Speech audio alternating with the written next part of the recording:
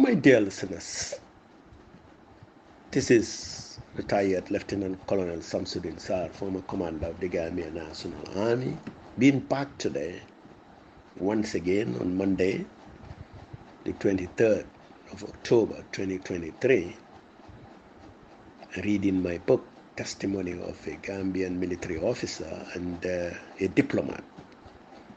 I'll be reading chapter 8 today, titled Edmund Speaks to President Jawla, Haja Speaks to President Juf. According to Captain Charen, who had accompanied Lieutenant Haja Jane to the radio station the previous night, this speech was well read, although the chairman, he noted, fumble in some of the pronunciations and punctuations. So Sunday, 24th of July, the third day, began with a steady drizzle that persisted throughout the day. Early in the morning, the three American diplomats visited the State House to inform us that they had been in contact with President Jawla regarding the ambassador's proposal.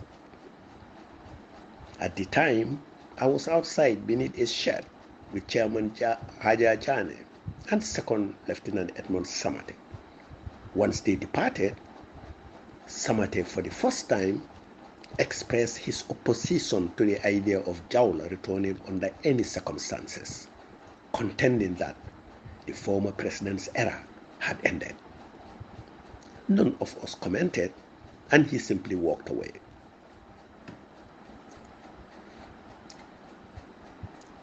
The same morning, Captain Charen commenced his efforts to contact the civilians earmarked for ministerial appointments.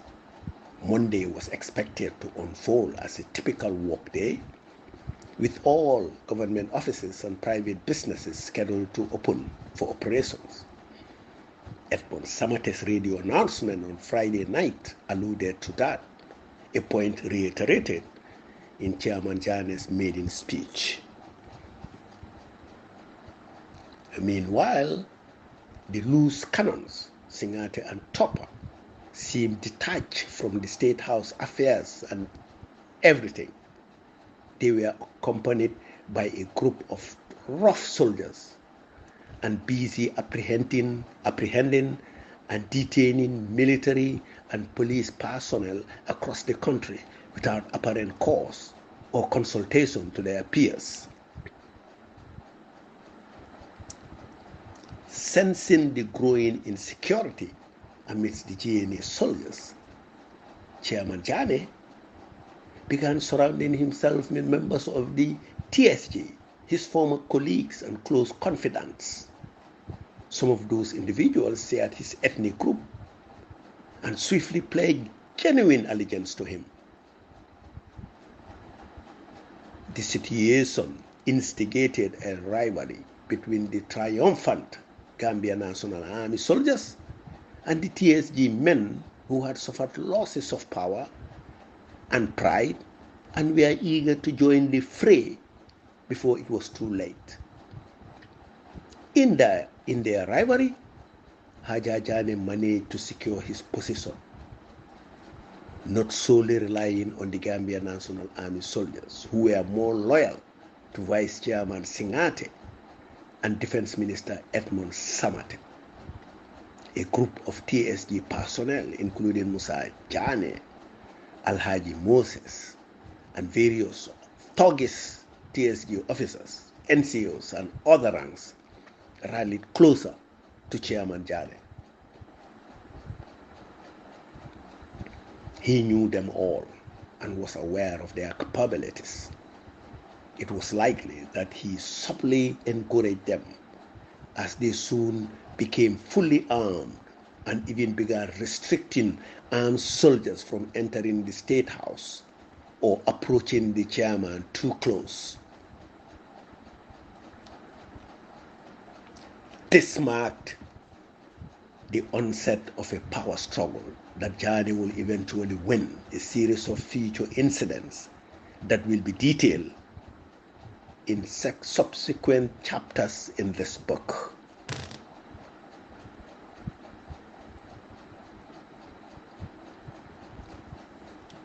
Samate mobilized his own contingent of armed GNA guards who were answerable solely to him. Similarly, Singate and Topa had their own group of guards. However, before midday on that same Sunday, 24 July 1994, Ambassador Winters and his aides returned to convey that President Jawla was set to speak with Chairman Jane via telephone.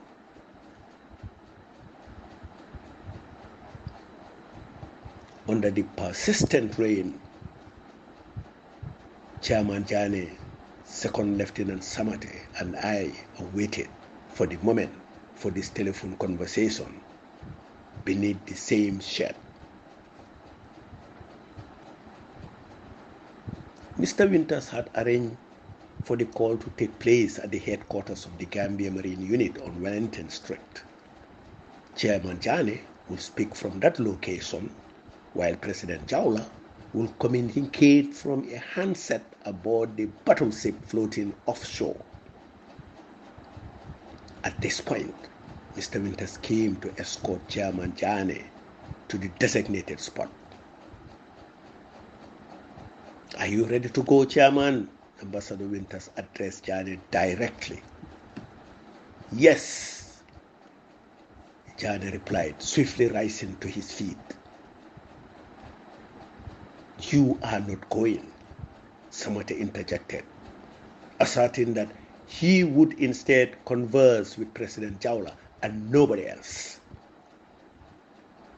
The surrounding fell into stunned silence, with no one daring to speak out.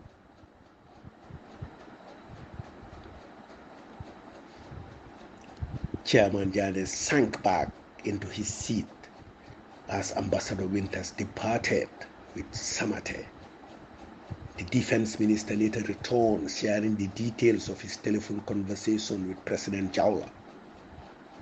"I warned him against ever considering returning to rule this country," narrated Samate.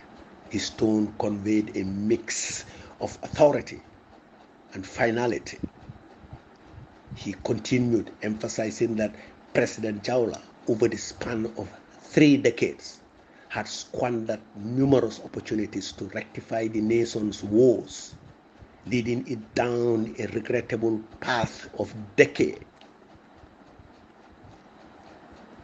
Samate narrated how he urged Jawla to finally admit his incompetence and step aside, allowing those who were committed to progress and positive change to lead the way.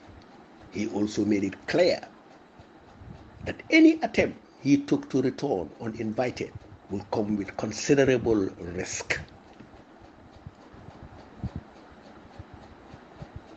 Ambassador and Winters appeared visibly disappointed, a sentiment likely shared by President Jawla and his entourage. The Americans seem to have finally washed their hands of the situation, save for a final plea directed at Samate, a request to facilitate the departure of 2 of their sailors who remain ashore. Samate quickly arranged their transport, and the sailors were retrieved from a location along the Bacau beach. As the American ship departed from the shores of Banjul to Dakar, Senegal that afternoon, Sir Dembo Jawla, his friend, his family, and his close followers disembarked in Dakar, Senegal, leaving behind the Gambia, ruled by the PPP for over 3 decades.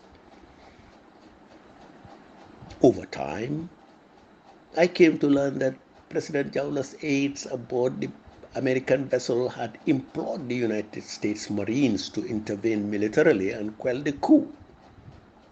Little did they know that such an undertaking necessitated approval from the executive or congressional levels in Washington, D.C.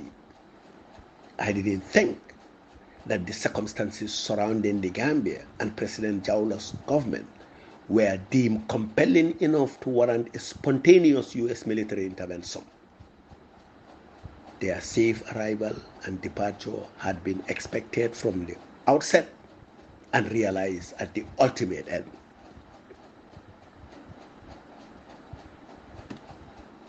Earlier that same day, Captain Charen had proposed a solution, appointing Major Moro Mbake, one of the most senior TSG officers, as interim commander of the Gambia Police Force, supported by Captain Lai Dem, another senior TSG officer. Both Mbake and Dem were familiar figures within the TSG police ranks and had been showing their allegiance to the coup leaders throughout. Given the prevailing security concerns, at least a temporary Inspector General of Police was imperative to manage a police force suffering from a complete breakdown in command. The IGP, Fasila Chagana, had departed with President Jaula aboard the American ship to Dakar. Meanwhile, the Deputy Inspector General of Police, Major Rahim Jonga, found himself apprehended and confined to Mile 2 prisons by Singate and Topper. Almost all other senior police officials had vanished, abandoning their posts for personal safety.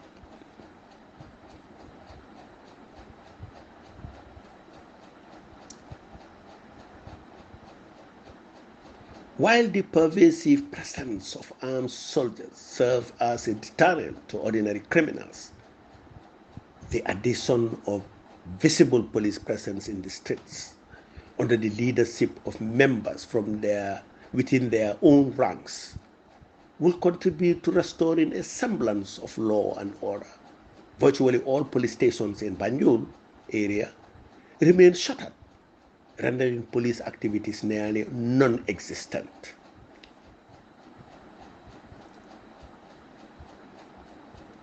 When Chairman Jane was presented with the recommendation of appointing the two TSG officers, Mbake and Dem, to the roles of acting IGP and DIGP respectively, he initially opposed the idea. He levied accusations of corruption against Major Mbake and questioned Dem's Gambian citizenship. However, after careful consideration of their need for leadership within the police department, Chairman Jane finally relented, recognizing the necessity in light of the absence of commanding police officers.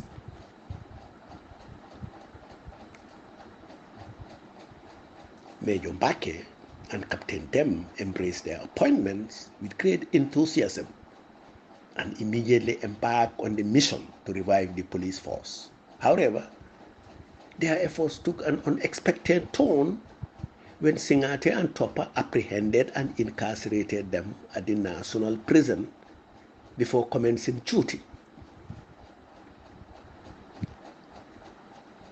It remained unclear whether Jane and Samate had been informed about this arrest and detention, although Jane's subsequent reaction to the fate of the two TSG officers displayed no signs of objection. Curiously, he expressed disparaging remarks about the officers after conversing with President Abdou Diouf of Senegal later that same afternoon.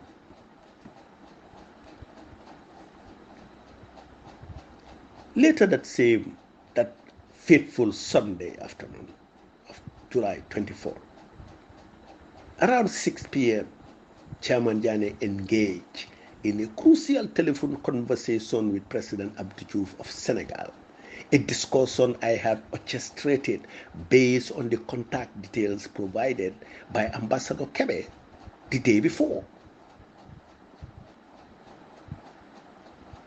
Inviting me to the furnace veranda outside his quarters, Jane and I verified the accurate time with the Senegalese ambassador.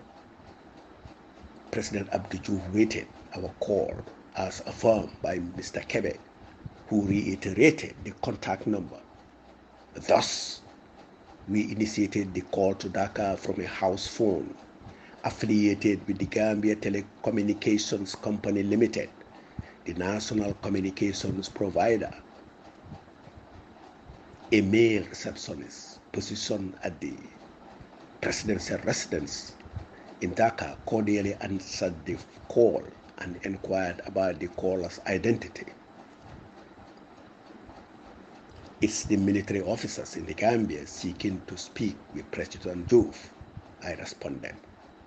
He courteously asked for a moment's patience to connect us to the president.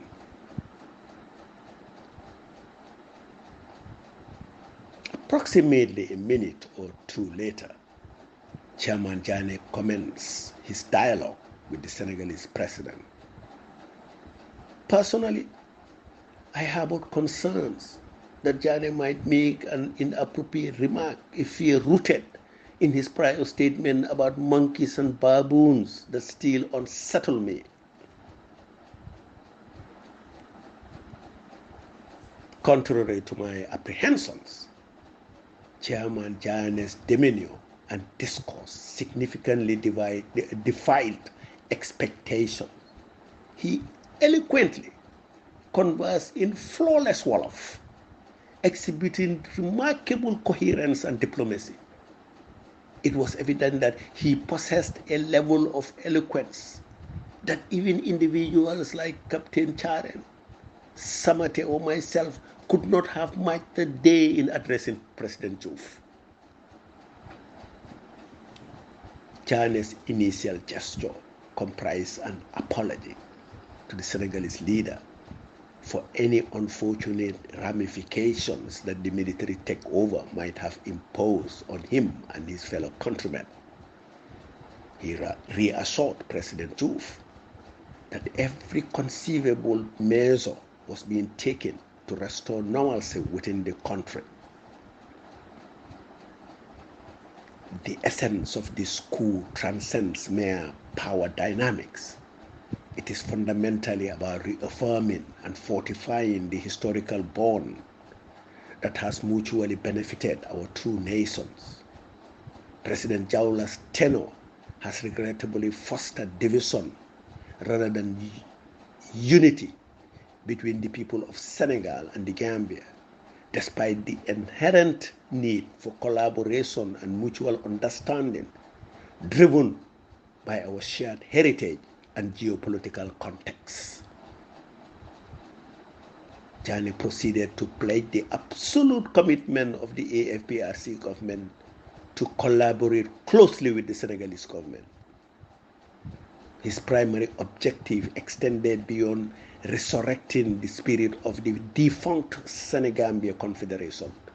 They aimed to expeditiously expedite the federation of the two sister countries. Elaborating further, Jane accused President Jawla of perpetuating various illicit activities that had negatively impacted Senegal.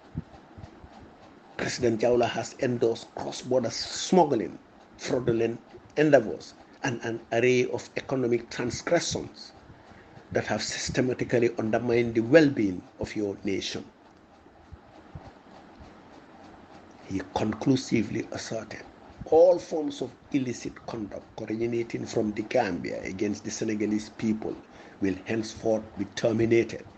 I am determined in my commitment to halt fraud, smuggling, and any other economic misdemeanor that have detrimentally affected your country. Jane's adeptness in his conversation with President Diouf left a strong impression on me, leading me to recognize his potential as a capable leader for the nation.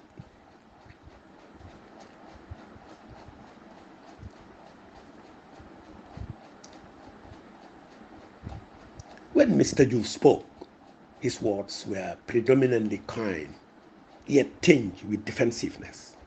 He expressed satisfaction in the orderly and responsible execution of the coup. ensuring minimal impact on the lives and properties of Gambian citizens. He conveyed that his ambassador, Mr. Kebe, had provided him with a detailed account of the officer's discipline and the situation's control.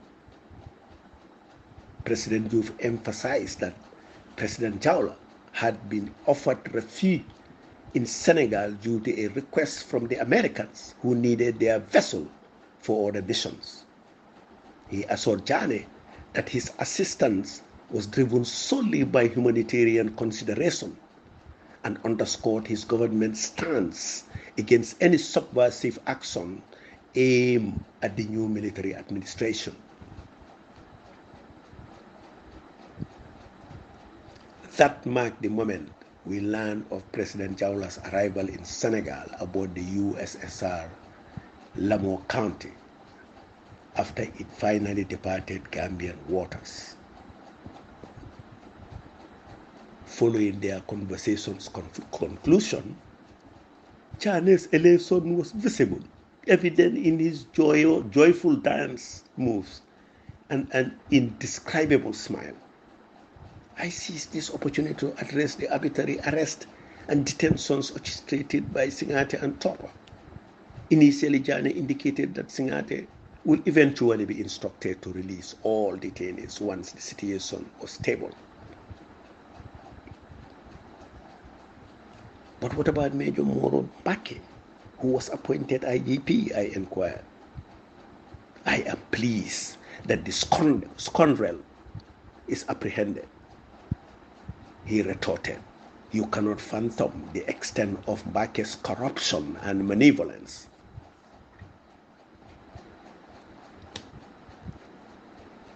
With a tone of anger, he recounted how Major Bake had misappropriated the men's sustenance funds during his tenure in the Gambia National Gendarmerie's Accounts Department. Jane disclosed that the major diverted a significant portion of the funds into his personal accounts, leaving the men undernourished and malnourished. Have you not seen the extravagant mansions he erected in Carnifing, which he rented to foreign diplomats? Jane questioned me, his anger evident. These were constructed while he was merely a second lieutenant, earning substantially less than your current captain's salary. Can you honestly imagine affording such structures on your present income? Jane continued to condemn Major Mbake, highlighting his marriage to the daughter of the country's accountant general, Mr. Buba Danso. He wedded the woman to seal himself from investigation or prosecution, despite glaring evidence of his corruption, Jane argued. Once the Senegalese authorities departed, followed by the appointment of Fasila Jagana as commander of the force, Jagana initiated a commission of inquiry into Mbake's assets aimed at prosecuting him for corruption. However, his father-in-law's influence prevented it from materializing. I also raised the case of Captain Laidem, the officer identified for the position of DIGP, but was arrested and detained alongside Major Moro Mbake. He is not even a Gambian, he retorted sharply. He's a Senegalese who joined the gendarmerie because the Senegalese covered up his true nationality. I shared with him the little information I had gathered about Captain Dem, that he was indeed born in the Gambia, but had moved to Senegal at a very young age with his Senegalese mother. Consequently, he attended primary and secondary schools in Senegal before returning to the Gambia and eventually joining the Gambia National Gendarmerie. That's what he claims, Jane agreed, but we all know that he is a Senegalese. Given the weighty statements he had just made to President Diouf about fostering a progressive relationship between Senegal and the Gambia. It was surprising to hear Yahya Jammeh belittling an officer based on his Senegalese heritage. This discordance raised doubts about the sincerity of his recent pronouncements to the Senegalese leader.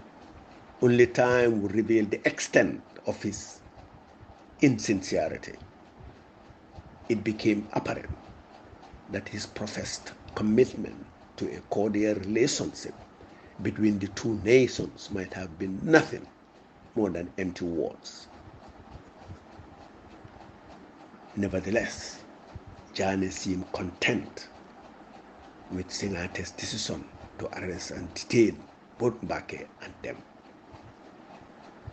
We spent a significant portion of the night engaged in a wide-ranging conversation, delving into various topics that crossed our minds. At one point, I inquired whether he had a significant other in his life, someone he might consider marrying. As the leader of a nation, I added, having a wife could be considered an essential aspect of your office.